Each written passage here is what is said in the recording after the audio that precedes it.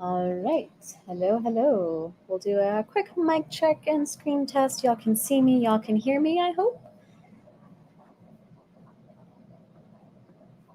There's a bit of a stream delay, so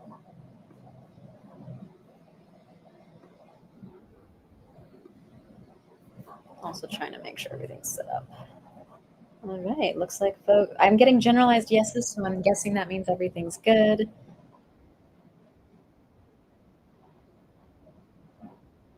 Cool. So if at any point you're like, I can't hear you, there's too much background noise, just let me know. I have a 3D printer running in the background. I'm really hoping it won't interrupt us, but usually it doesn't, but I always like to double check. How is your Global Hack Week going? You just got off with Rosendo from a MongoDB workshop. We're going to jump right into Figma doing design work. I'm so excited to teach y'all how to do design because I know that that can be a really scary topic for a lot of folks. But I do just want to say if you haven't checked in, get those live stream points now while you can. So go ahead and go to that check-in link that's on the screen. I've also pasted it earlier in chat, but I'm sure I have some very helpful folks who can repost that for me in case anybody's asking for it later. I just want to make sure I'm good. Sorry, I need background music. I don't want to hear myself talk. Alrighty, so hang on, we got one more thing.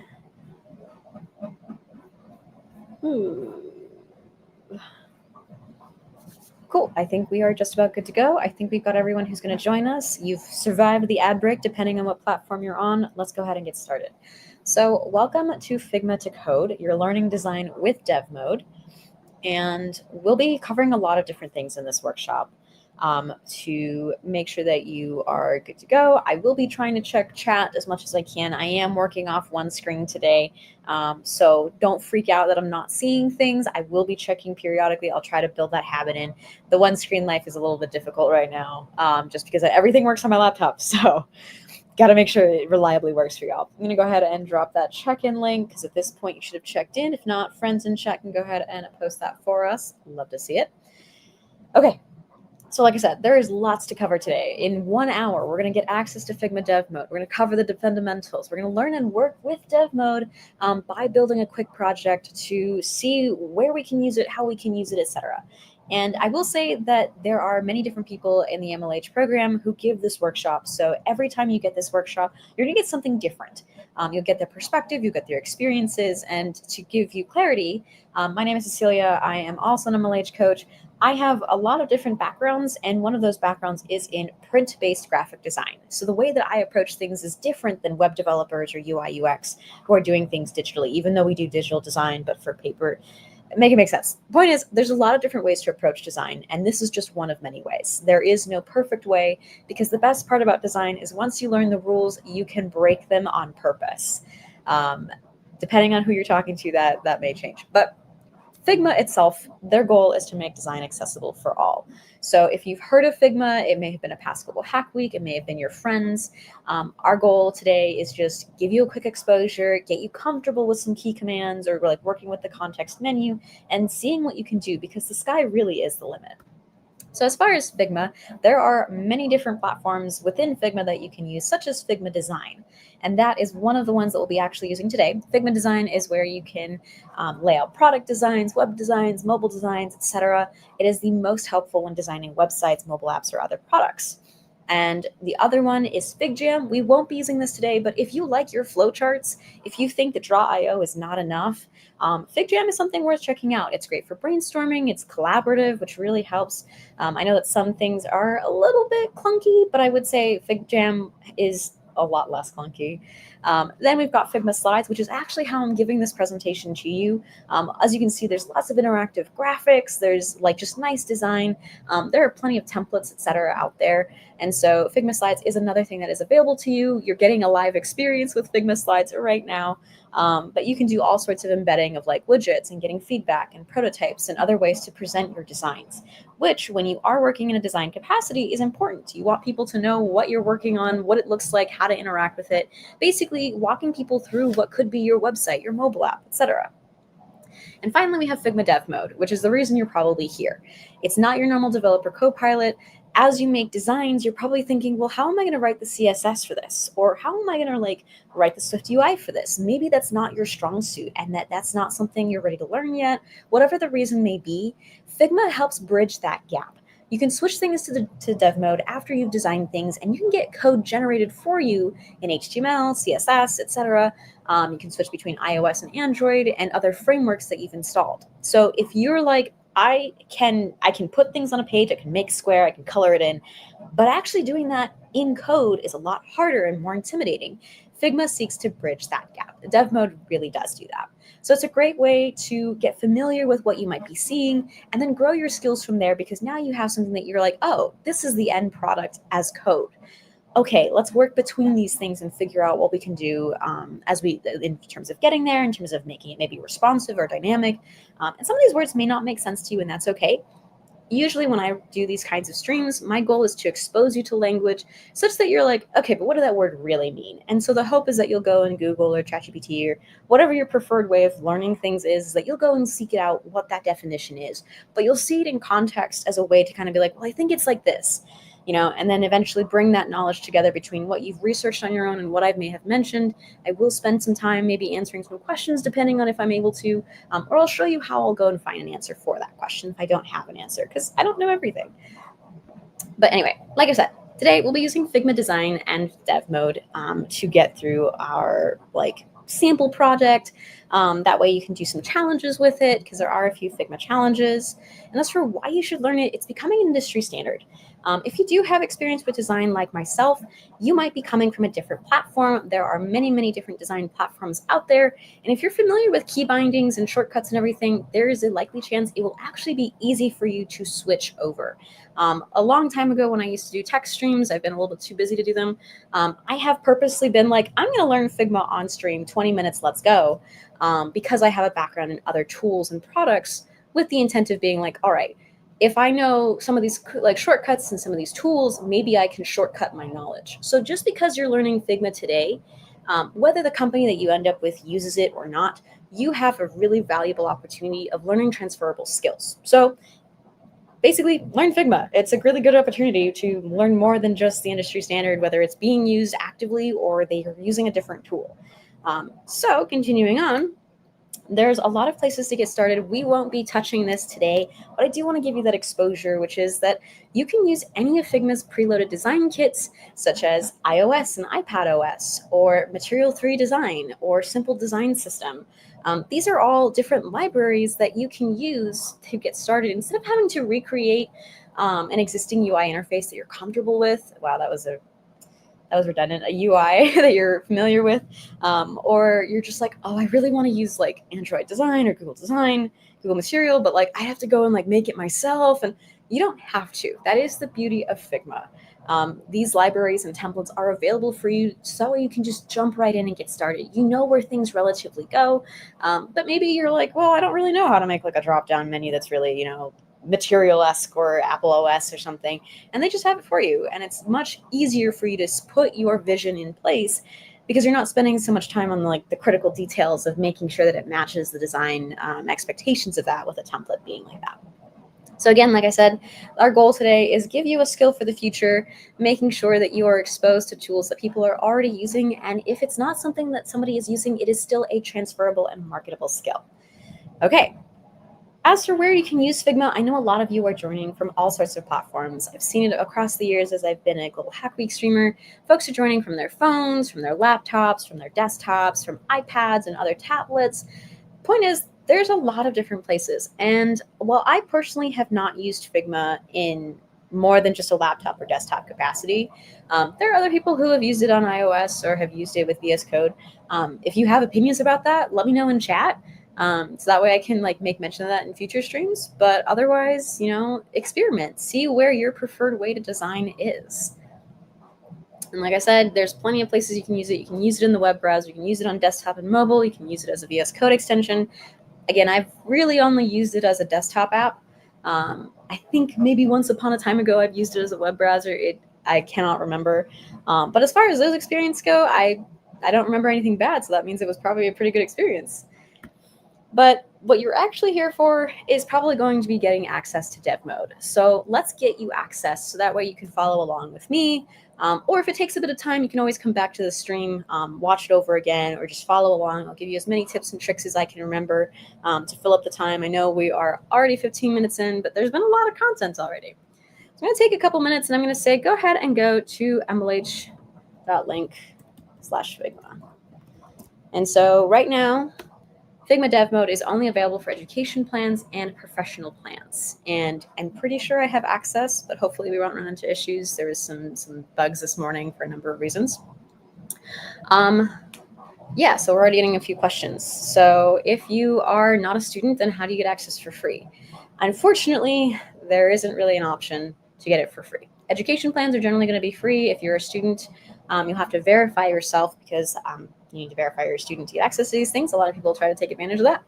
Otherwise, you can consider paying, I believe it's $15 a month or something for professional access, which technically, and that's USD, by the way, while may not be a lot to people who are more advanced in their career, could be a lot for a student or a freshly out of college or out of a education setting, which does suck. However, the only thing you're missing is dev mode, and I will say you can still follow along with us up until the very end. You can still do a lot of design work.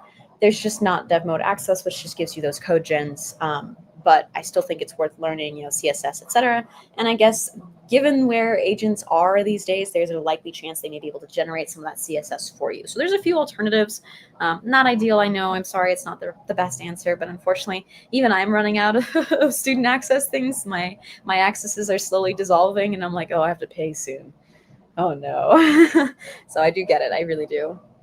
And then really quick, I did see this question earlier. Can you tell me how it's better than Canva? I'm going to be honest, as a graphic designer, I actually really strongly dislike Canva. It is incredibly limiting to design with it. But if you're not someone who comes from a graphic design perspective, I can see why you would like Canva because it has so much structure already built into it and so many templates and example icons. But again, as someone who has a background in graphic design, I'm like, this is incredibly restrictive.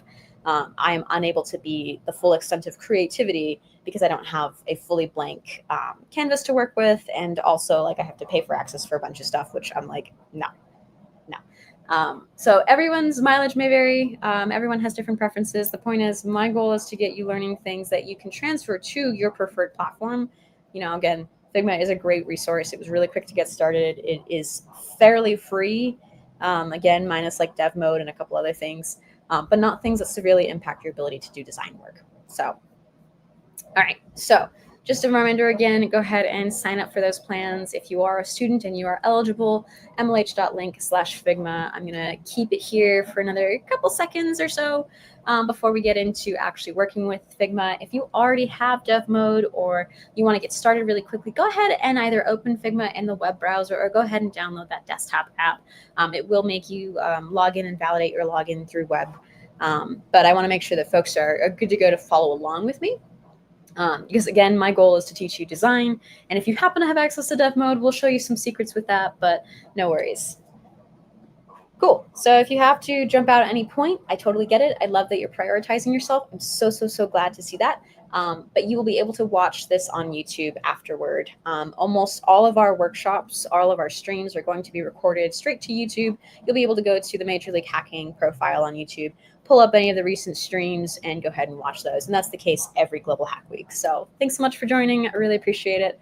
But again, I'm so glad you're prioritizing yourself and doing what you got to do, because it's a lot to like do Global Hack Week and school and work and like I want you all to sleep. So, all right. I think I said I was going to give it about 30 seconds. It's been about that much. Again, if you are live with me, you can definitely, like if it's not working, if you can't get it, you can still follow along with me getting the app or the web browser instance up. We'll go mostly through, again, things that you'll need just to be able to use Figma, even if you don't have access to dev mode. Yes, unfortunately, there is still no way because you have to validate your student access. Even I couldn't do that. I was trying to figure out, like, is there a way? And no, I couldn't. No, so the GitHub Student Developer Pack and Figma Education are completely separate entities. There's a clear divide of like GitHub handles a lot of like student developer partners, across the board. And Figma education is more about getting you access to a lot of those professional features as a student. So completely different. I wish they were together. That would be so convenient, but it doesn't always work like that. I think there's just like different permissions and a variety of other things. I don't really know what goes on behind the scenes, but I do know they are very much separate. But the dream is there. Maybe one day. Okay. So I'm going to keep going because you can always go ahead and watch the stream again and get that link. If you're watching this as a recording, like you could have skipped all that anyway. So let's go into the basics of design, where you're looking at Figma itself. So I'm still in the slideshow right now. I will switch over to Figma itself to teach you what we're actually going to do. And we'll flip back and forth to actually see these things. But for now, I want to give you a quick exposure to the tools. And this is a great way for any visual tool that you might work with to start by, like, what is the bare bones minimum? So right off the bat, we have distinct regions that we'll be looking at. And so we have the canvas, which, if my mouse, yeah, cool, my mouse is there. You can see that I'm hovering over this like darker gray here. Not great contrast if you have some visible disabilities, that's okay. You can change those colors, which I will teach you again later, but you can see that there's like some blanks here on either side and a blank on the bottom. And so when you look at tools, most of them will be oriented in this kind of shape and design of where you'll have a left toolbar, a right toolbar of some sort, and then a bottom toolbar, depending on if you're doing design work. And in the background of everything, you'll have your canvas, which is generally where you're dropping all of your icons, your shapes, your frames, whatever the words may be, anything that is an asset or an item in which you are designing with, whether it's a bounding box or like icons, videos, whatever, that will end up on the canvas. Those sidebar panels that end up being toolboxes of some sort will often give you properties you can edit. So I'm definitely getting ahead of myself, but I wanted to make sure you understood that there is a lot in this one little screen. And so the canvas, like I said, is your working area. It's where you can, put all your icons, put your designs, put your assets, and you can also navigate it depending on your familiarity with other tools. You're going to be using your mouse a lot of times. You might be using your trackpad. You might be using Control or Command and Space, or like a scroll wheel or something. Depending on your mouse or trackpad, will determine some of the interactions you might have.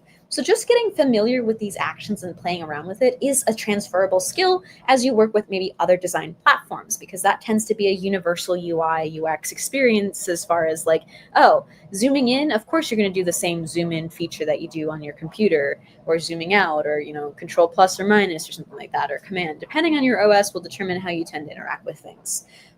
Really important to know that you can drag things around, like the canvas itself, more than just drag the items on the canvas around. And so you'll notice I'm making these distinctions of like dragging the canvas versus dragging items on the canvas. These distinctions help you understand the layers in which that you're working with, and the icons and a whole bunch of other items, or assets, if you will. I'm going to keep dropping that. They're usually called assets. Depending on the platform that you're using, there might be different names with the same meaning. Finally, we have the toolbar. This is going to be where you spend most of your time flipping through the different things you'll be using. The ones that you'll mostly look at are going to be this mouse icon. This is your dragging ability, your tool, your hand tool, depending on where you're coming from. Then you have this like frame of sorts. Frames for me are like bounding boxes. If you are familiar with like InDesign, it's like, oh, I'm going to block out some space for myself that I know I'm going to put stuff into. But for Figma, frames actually do more than just be containers. It's pretty much going to be your web page like dimensions. It could be a sub page. It could be a sub component. Your frames are basically, if you do wireframing, your frames are your best friend, because that's a great way to get started on like outlining things before you actually do the design work itself. Then you have shapes, which can be used like frames, but really shouldn't be. Shapes are going to be things like, oh, I want a triangle, I want a circle, I want an oval, etc. Things that you need those dynamic, like shape things that you want to drag them out, create them, whether they're like equilateral or not. This is where you're going to go to create those like brand new icons and things that you need to happen a certain way. They're different than frames, which again, frames are laying the groundwork of things and shaping out where things are going to be inserted into, whereas shapes are the assets that you're creating. Then you've got the pen tool. So if you realize that the shapes that they offer you are not enough, or you need a very customized shape, pen tool is going to be where it's at. You're quite literally putting points, they're called anchor points, throughout your canvas to create the shapes that you want that may not be standard. You have T for text. This one's fairly standard. Add text, change the font, change the color, change the italicized, etc. All that lovely stuff. Anything text related is going to be on that T tool.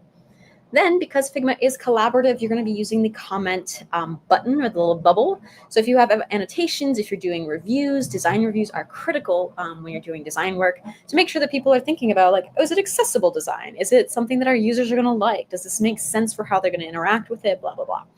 Then you have actions. I actually have not worked with this too much, but it seems like it's more about working with AI tools, plugins, and plenty more. I'll leave it at that. I think it's fairly self-explanatory. And then for those of us who have access to Figma Dev Mode, whether professional or education, this is a toggle button to get in and out of Dev Mode to have that code generation of those designs. But again, we can find ways around that.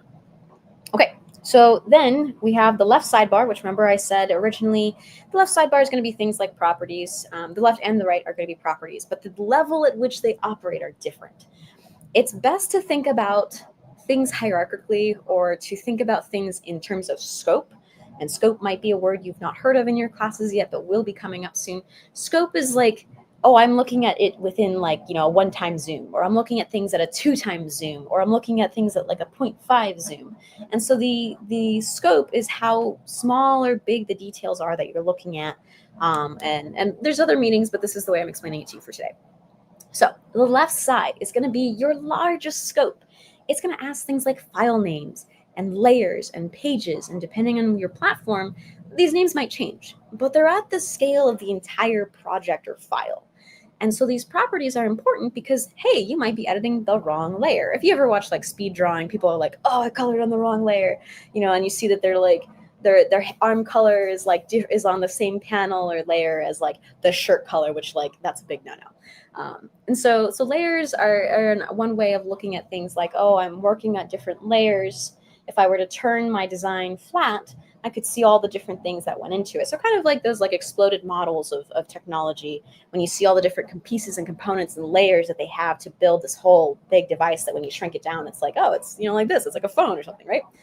So layers are important. Properties at the large level, large scope are going to be those pages, layers, file names, etc., any specific assets. So those things as a general point of things you should know, like light bulb moment, or however it is that you learn things when it's like, this is something you should know. It is a really good habit to name your layers, your pages, your assets, so it's really easy to figure out what's what. The reason artists and graphic designers make silly mistakes of like, oh, I've been on the wrong layer this whole time, is because they have things like layer 1, layer 2, layer 3, layer 4A, layer 4 copy B, and it's really hard to figure out what layers. So it is a very good habit to label what you're working with. Now, I've obviously gone way off the deep end on details, but the point is label your stuff. Properties is important. On the right side is where you get into the nitty-gritty details. It's where you get into rounding corners, like where you get, instead of your nice right angle for your dialog box, you could get like a nice rounded corner to reduce the sharpness of it. You can change the opacity of things, which is how transparent something is. You can change the background color, the text color, and plenty else. So these are the more nitty-gritty things that when you select an object, an asset, a frame, you can make changes to its composition. From maybe it's you want it to be a photo insert, maybe you want it to be rounded corners, maybe you need to change the spacing, and plenty more. So these aspects are important when you want to customize a specific subpiece. And we'll get into more of what that means as we roll through. But the point is, there is plenty more that you could learn. I gave you a pretty deep dive on all the things you can do with just what I showed you. But if you are watching this later, or you're like, Celia, you said way too much, I'm done, like it's coming out of my ears, check back later, go to mlh.link/Figma resources. There are so many more tips and tricks than I could ever give you, because I do not have the level of familiarity with Figma as I want to have. But I do love giving this because I do know, like, from a design perspective, there's a lot of humps that people are not aware of that they need to, learn to roll over as they get involved. So as for us, we are finally at the point of, and I'm hoping that people who were downloading Figma have got it download, or people who were setting it up have got it set up, because I've eaten enough time. We're going to do a quick UI card project. This is how we're going to go through and practice these things, so that way we can be a better designer and know what we can do. And really, again, sky's the limit. So just because we're doing it this way does not mean you always have to do it this way. So if you have Figma open, I'm going to go ahead and switch over to Figma in just a moment. We're going to start, and again, so I make this caveat, this like announcement every time I do this like workshop, is that I have a background in print. That does not mean I'm not good at web design. It means that I have a different approach to things. And if you don't like the approach that I end up taking or that this slideshow takes, there might be a different way for you to do it. There's not the most standardized way, but like I personally am like, I would never do it this way, but I will follow it because like this is how we put it all together. But everyone has preferences on where they start. This is going to be a bottom to top approach of design. I am very much a start big, work small kind of designer because I'm often working within the margins and boundaries of a page or a poster or a flyer. So this is like mind-boggling to me to do it this way, because when you're doing web, you have all the space in the world. And these different perspectives make for different design philosophies. So there's no right way to do it as long as you put something on a page. Right. Okay, cool. Let me quick check while I swap things over. Yes, it would be a great idea to learn Figma design, even if you're not a designer, because everyone who does design starts out not knowing the rules of design. As they practice design more, there's like, if you just Google like rules of design, there's like 8 of them. As you practice more, you start realizing like how to do good design within those rules. And then you can challenge yourself to break those rules on purpose to make even more impactful design. And this is the case even with coding. Is like you have to do it a certain way until you're like, oh, I totally get it. Here's how I'll do it instead, where I'm purposely doing it this way because I want to have this impact or this experience or whatever it may be. And this is largely how design happens. So even if you are not a good designer, that doesn't mean you shouldn't start practicing. The more you know, the better it is for you to create things in a way that's just different than the average person. So I always recommend learning a new skill. Is there a way when hovering over the icon for tools to somehow click and find out what they do? Yes, I will absolutely show you that once I switch over. You can hover over them and you'll get a quick text of what that tool is. And generally they're named in a way that is helpful to you to know what they do. But as you practice with it, you'll get more familiarity and be like, yes, this tool does this. Or if you have familiarity in other tool sets, there's a chance that you're like, oh, it works like this other tool. Which is how I ended up learning Figma, where I'm like, oh yeah, this and this are the same, even though they have different command, blah, blah, blah, blah, blah. And it was, yeah. Cool. Okay, so let me go ahead and switch screens. I want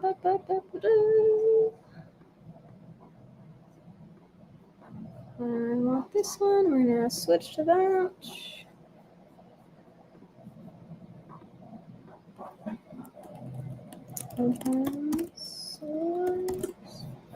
All right, cool. So I know that the window isn't great. I'm trying to keep StreamYard open. So right now, this is the dark mode of Figma. So you can always change things. So right now, this is the canvas that I'm dragging my mouse over. And I'm using this little anchor here, this move tool, which you can use with a V keyboard shortcut. It might be too small for you to see if you hover over, but if you have the tool open on your preferred platform, you'll be able to similarly see that. But you can see that as I hover over things, there are additional tools I could use for each of them to see what I might need depending on what I'm creating. And I'm pretty sure you're able to see. Yes, great. Okay. So I also mentioned that maybe there might be not enough contrast for you. Maybe you want to change the color. You can always change the color of the canvas as long as you've selected the canvas. See these pages and everything, layers. If you selected this, you can go ahead and change this. I'm going to copy this so that I have it. But let's say I actually want it to be a different color. I can make it this horrible green, which is really sad because I found a really nice green ink that makes me think of green tea. And this kind of makes me think of it, but like, it looks gross as far as design. However, sky's the limit. You can do whatever it is that you want. I'm going to go ahead and hit undo. Command Z for me on a Mac, Control Z if you're on Windows. You could also right click to open the context menu. I do want to make sure that I show you not only how to use the tools and their shortcuts, but also consider the context menu.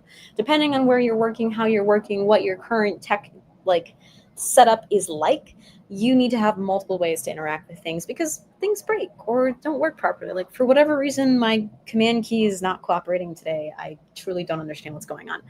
But the thing is, like, you have all these different actions that will change depending on what you're hovering over.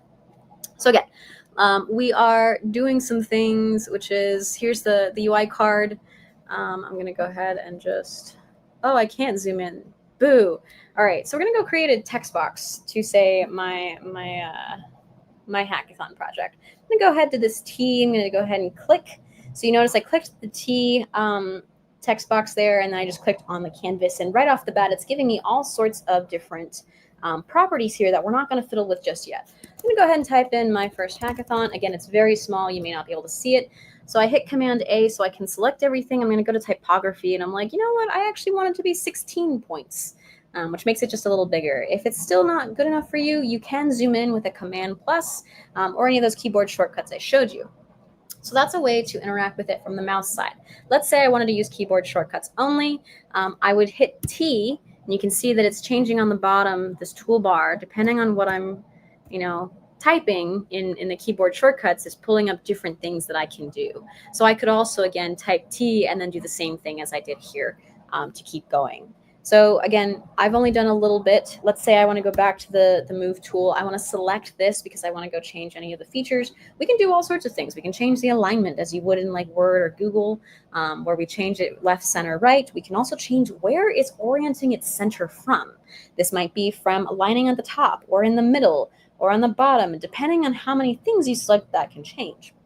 You can also see that we can drag this around and that position is moving. So paying attention to your properties window is important, predominantly because then again, you can like start being like, oh, I want it here and I want it to be pixel perfect here. And depending on what you're doing and how you're doing it, that may be quite important. So let's keep going. We're going to skip ahead a couple steps because I want to make sure that folks feel like they can follow along. So we added the text box. What we're also going to do is, oh dear, I don't want you to show me that. There we go. You're going to go ahead and create a rectangle shape with that R key. I'm going to have you try different things, or you can click that little box that's at the bottom of the toolbar. And we're going to keep going. Once you've created the rectangle shape above, you're going to add another description. There's different ways you can do it. We could type it all out. We could lorem ipsum. I'm going to do some garbage texting just to add this. But this is the end goal we're going for. We want a box on the top. We want a little bit of a text that we already created, and then we also want to create a description. So we're starting to build like a little profile of some sort. Okay, so let's go ahead and go back.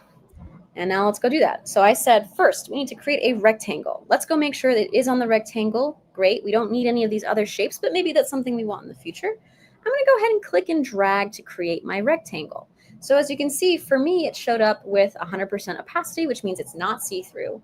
The corner radius is 0, which means it is sharp, 90 degrees, but I could change that later. And the fill, the background color, is this, hex code that's here. I could change that at any point if I wanted to. I could also change the stroke, which is to add a border around that box, which I don't want to do that right now. So we're going to go ahead and click minus to say remove that. So there's all sorts of different things we could do. Now I need to go back to text, and I need to go ahead and go and add some more text. I can create a text box that I can fill. And I also want to change this back to 12 points. And now my text box is a little smaller. And normally there's some Latin filler text that we can use called lorem ipsum. You can go to a generator, you can go to Google and just be like, generate me 50 characters. But I'm just going to keyboard mash. Keyboard mash. That is a description, right? And you'll notice that it kind of goes off the border of the box, and that's okay. We can change the box size. Maybe we can use it as a metric. However we want to do it, there's plenty of different ways. But like I said, we did some garbage text because I was kind of lazy. But now you can see these layers on the right. I'm gonna go ahead and wiggle this so that way you see where I'm looking at. So we have the text My First Hackathon, and this is another way we can select objects on a layer.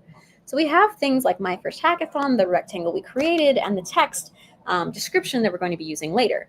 We can always, and this is, I right-clicked on this or double-clicked if you're using a Mac, you can always go ahead and adjust any of these settings. So bring to front, thinking about those layers, might be saying, hey, if this was all stacked on top of each other, I want this to be the very first thing I click.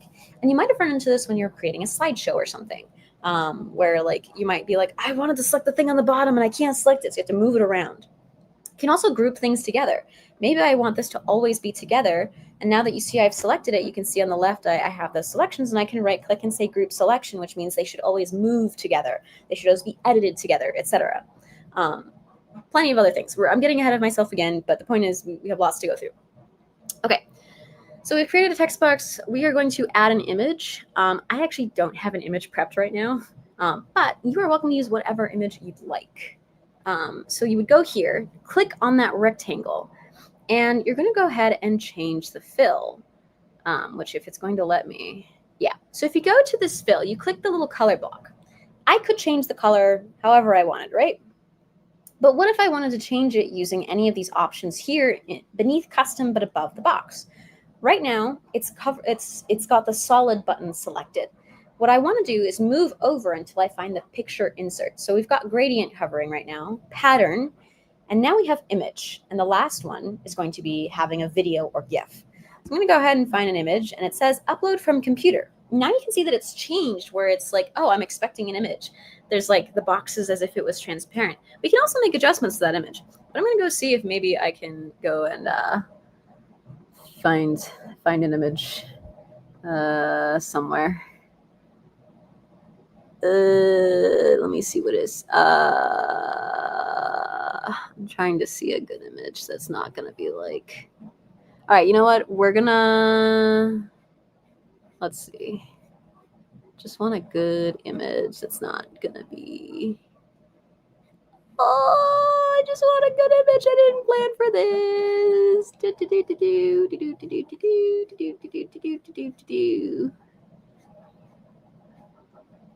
All right, we're not finding an image for me all that quickly right now that I feel safe sharing. But the point is, let's say I picked a picture and I put that there. But you can see that it's waiting for me to upload things. That's okay. If we don't have a picture, we can keep designing. That is the wonderful nature that is.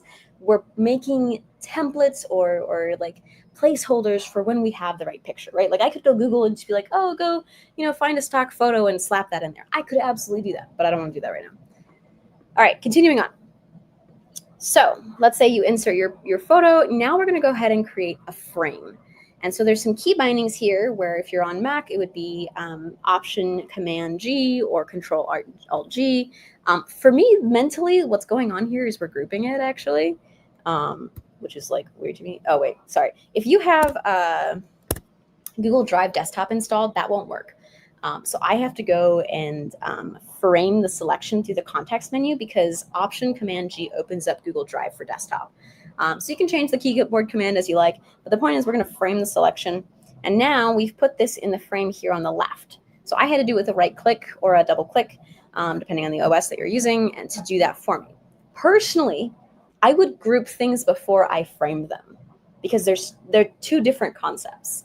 But this is a different way of designing, and I'm following it because I'm like, well, everybody should learn the different ways to do it. But I'm telling you so that way you're like, there are options that you could do. Okay, so next you're going to do auto layout because you want it to do it for you. This is some of the beauty of Figma, is that it kind of lets you do things, which is really nice. So I hit Shift A, just like the slide said. You can see it already changed some things. It auto-aligned things to be on the left. We love that. It looks really nice. It just looks very much like a card we might find on like websites. All right, now we're going to make some property changes and add some styling. So I talked a little bit about strokes. So we can go here and we can add a stroke to that frame. And let's say I want to make it a black stroke because I want it to stand out. Let's say that I wanted to also round the corners. So I want to go find the corner. So there's a corner radius and appearance, and I'm going to make that 15 because I want it to have a nice rounding. So, hello. Okay. So you'll see that now there's a little bit of, let me change that to white actually so that way you can see it. Instead of it being a black stroke, I want it to be a white stroke. Okay. Now things blend in a bit. I have a nice rounded corner. I have this nice border, but it's a little bit close, right? Something's kind of funky.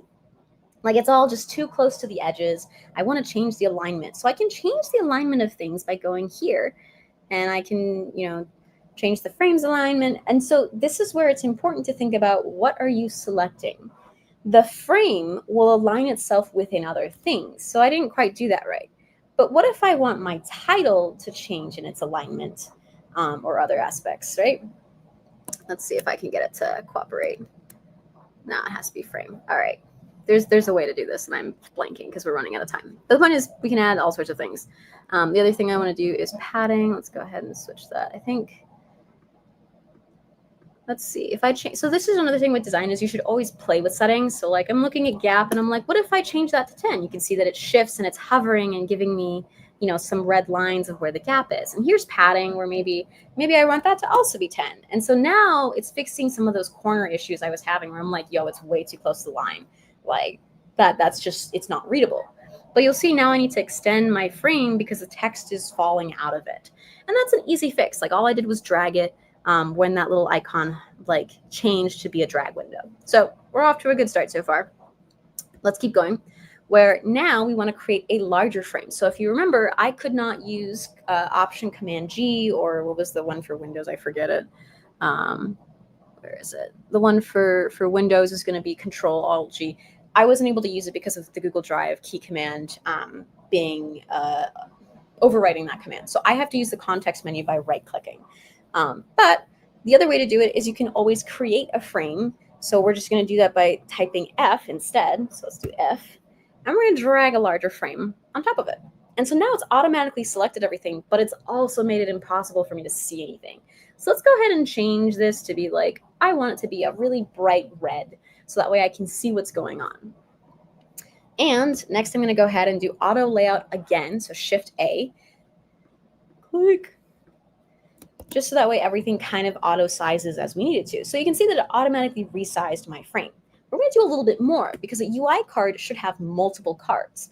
A UI card, though I realize I didn't give you an example, but if you go to a website and you see like contact cards or examples or click here to find out more, and it's like scrolling on a carousel, or it's something that is showing like a lot of the same template but different information that's relatively formatted the same, those are cards. Things that you can use repeat design with, and it's very popular on web pages, especially if you're hosting a hackathon. Organizer cards are really popular to introduce the team behind the event. If you're doing your portfolio, UI cards are great for showing off your hackathon projects and the things you want to show off on your portfolio. There are plenty of options for how you might want to do things. Okay, so coming back to the point, because we have like 13 minutes. So we made the auto layout. We're going to add some general web layout styling by enabling layout wrap, setting the alignment to left, and then we're going to adjust padding and spacing. And if you're not sure what that means, that's okay. You'll learn it as you go. But the point is, I have frame 2 selected, okay? And now we're going to look at flow. So we have free form, and flow is an auto layout, by the way. Then we have vertical, we have horizontal, grid, and then we have this little wrap button. So we're going to go click that. And then we want to adjust the padding. Maybe we want it to be a larger padding of 36. And we also want the so this is vertical padding that it just did. So if you hover, you'll be able to see which ones are being talked about. Maybe I also want this to be 50 because it's a crazy number, right? But I actually want it to be nice and round because why not? So we have 30, so we have the padding, we have layout. What else do we have to do? We have to set the alignment to left. So right now the alignment is to center left. We could do top left, we could do align bottom left, and this is something we could figure out as we're playing with things. There's lots of options of how you want to arrange things. All right, and the last thing that we want to do is that we want to Control-C and Control-V, or Command-C and Command-V. These are copy-paste shortcuts, the standard ones that you know and love. And what we're going to do is that we are going to select the cards, Command-C, Command-V, and voila, I have 2. I'm going to zoom out so you can see what happens. So right now it's just going on into oblivion and showing me copy. So this is why I said, remember that you should label your layers. I don't know what frame 1 is, frame 2 is. Like if I start moving things around, I have no idea where things are going. So I could manually adjust this frame, and now it resizes and reshapes and makes sure that things wrap so they go to the following line. Or we could have changed things like the dimensions. We could have adjusted things just to make sure. And you can see that it's nice and clean and evenly spaced. We love that. It's all nice and level. So this is some of the nice things about Figma, being that it can do a lot of this formatting for you if you're not familiar with doing it. Otherwise, you're like sitting there with rulers and a bunch of other stuff. Okay, so we've made our bare bones cards. This is not pretty, but that's okay because our goal is just to like get you familiar with the tools. You can spruce it up and make it amazing. I'm pretty sure there is a challenge for that. Let's talk about dev mode.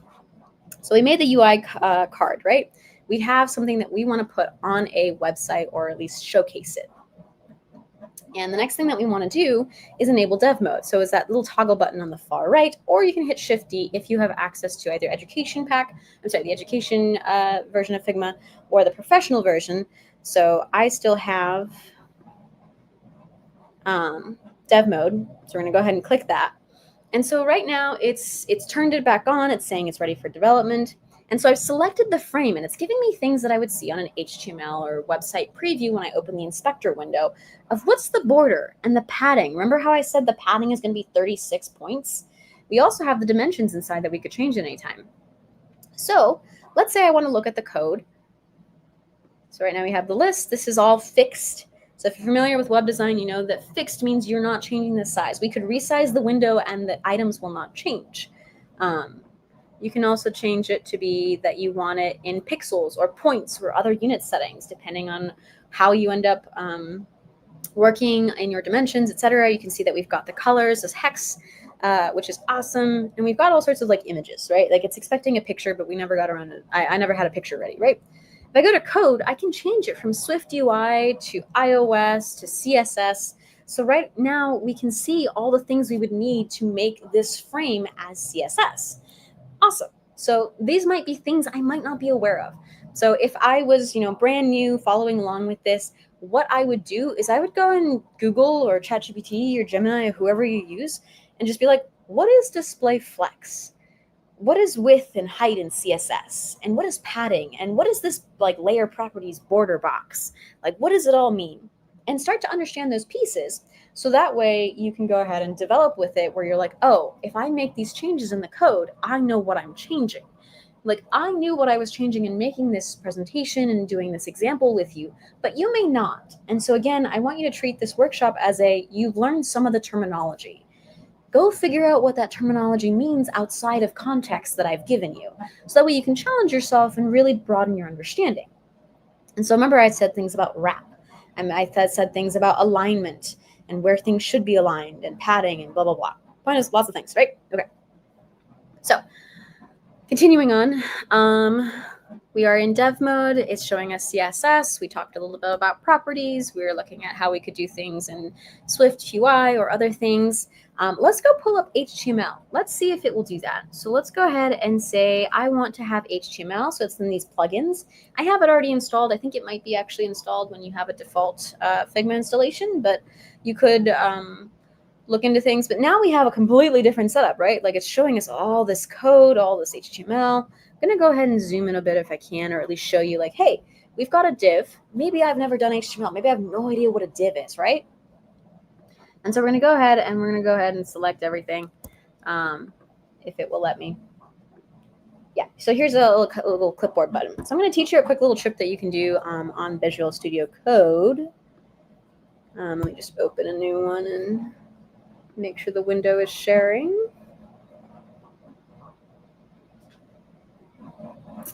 All right. I want to share a different screen. Window. We're going to go ahead and share. Okay. So I want to show you a quick little shortcut on Visual Studio Code, and then we'll wrap it up.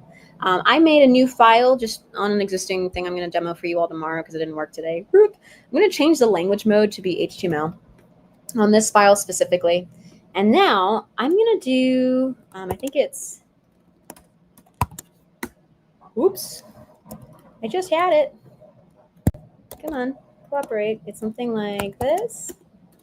Oh, I had it. I knew it, and it does not. All right. Well, okay. So let's say I pasted all the stuff from our Figma instance, right? But right now I know this will not render.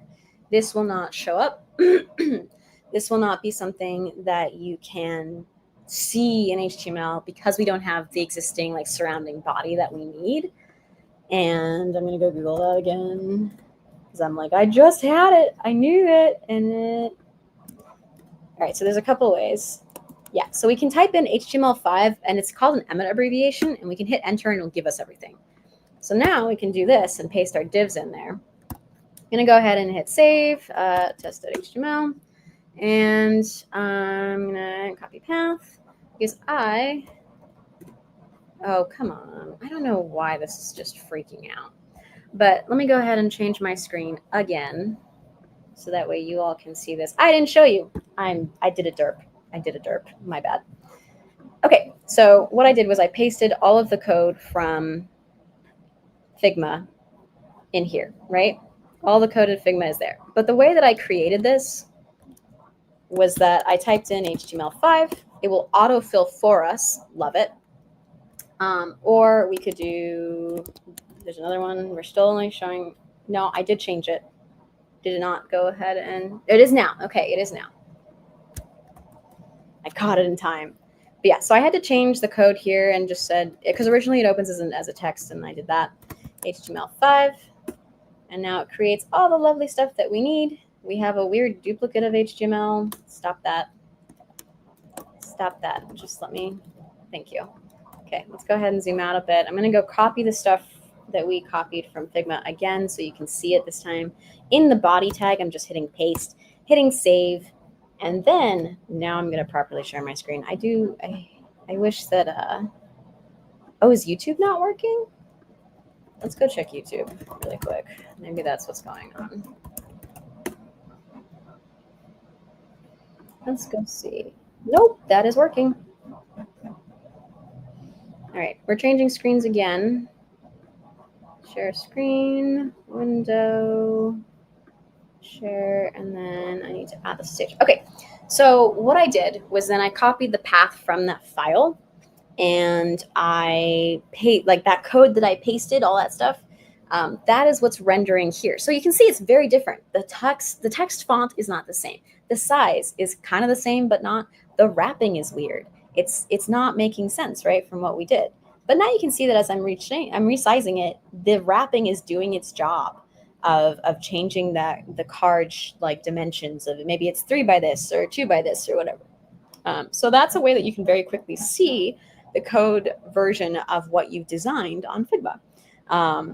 Bit of some hectic nature with what the switching screens. So again, that's the one monitor curse. I tend to forget things. But we are basically at the end. I want to remind folks that you can go ahead and fill out some feedback at the end of the stream. That I always forget what it is. It's, I have to go pull up the opening slides. Hang on. Opening ceremony. Again, all of our streamers are asking for wrong opening ceremony. My computer is freaking out today. This is frustrating. I'm getting that feedback link for y'all. I want to appreciate you for sticking it out. I know that was a very rushed stream. It tends to be because I want to try and give you all a lot of feedback on how you can do design differently because it changes all the time. And everybody has different preferences.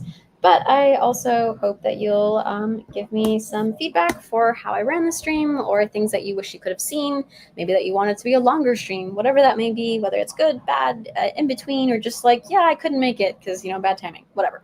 We do have another instance of Figma being run, I believe, tomorrow. If not, it's on Monday by another MLH coach. So if you found that I was confusing or you're like, I need to hear those terms a second time, join that stream or watch the recording of it. Now that you've had a brief exposure to this, you'll be able to see a way that somebody else is doing it differently. Maybe something works better for you or doesn't, or you're like, oh, I totally understand that now. Like that was the missing piece. Whatever it may be, this is meant to not be scary. It's a lot. So definitely revisit the recordings as you like. Because it will help you be a much better developer, honestly, especially if you understand design. It makes it easier to talk with designers. So again, really appreciate all spending the time. I know that we have another workshop coming right after this. You all are back to back to back with Intro to Agent Mode and GitHub Copilot. It's going to be with Ryan, it's going to be with Wei. So give Wei a lot of love coming up. I know he's got a great stream for you all, and I look forward to seeing you at future streams. I think I'll be mostly doing Today in Global Hack Week after this. But yeah, thanks so much. Make sure you fill out that feedback form, not only for myself, but also for everybody else for today and the rest of the week. Looking forward to seeing the ways that you make a beautiful UART card that is not blazing red like mine. You can see the red highlights from my screen on me. But once again, thanks so much. I hope you have a great open source week. And this is just a really good, easy way to jump into it. Have a good one, folks.